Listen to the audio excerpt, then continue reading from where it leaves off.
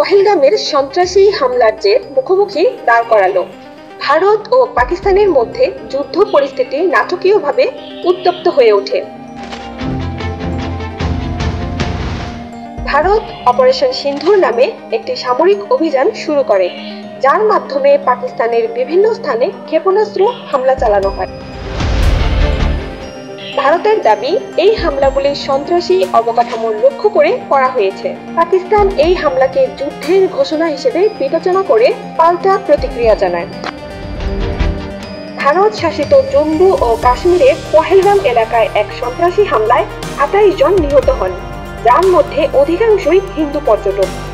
ভারত এই হামলার জন্য পাকিস্তান সমর্থিত সন্ত্রাসী গোষ্ঠী দ্য রেজিস্ট্যান্স ফ্রন্টকে দায়ী করে। ভারতীয় সেনাবাহিনী অপারেশন সিন্ধুর শুরু করে, যার আওতায় পাকিস্তান ও পাকিস্তান নিয়ন্ত্রিত কাশ্মীরে 9টি স্থানে ক্ষেপণাস্ত্র হামলা চালানো হয়। ভারতের দাবি, এই হামলাগুলি সন্ত্রাসী ক্যাম্প ও অবকাঠামো লক্ষ্য করে করা হয়েছে। পাকিস্তান এই হামলাকে সাধারণ জনগণের উপর আক্রমণ হিসেবে অভিহিত করে। পাকিস্তান দাবি করে যে তারা 5টি ভারতীয় যুদ্ধবিমান ধ্বংস করেছে এবং একটি ব্রিগেড সদর দপ্তর ধ্বংস করেছে। ভারত 3টি যুদ্ধবিমান হারানোর খবর নিশ্চিত করেছে। দুই দেশের মধ্যে সীমান্তে তীব্র গোলাগুলি ও বিমান হামলা চলছে।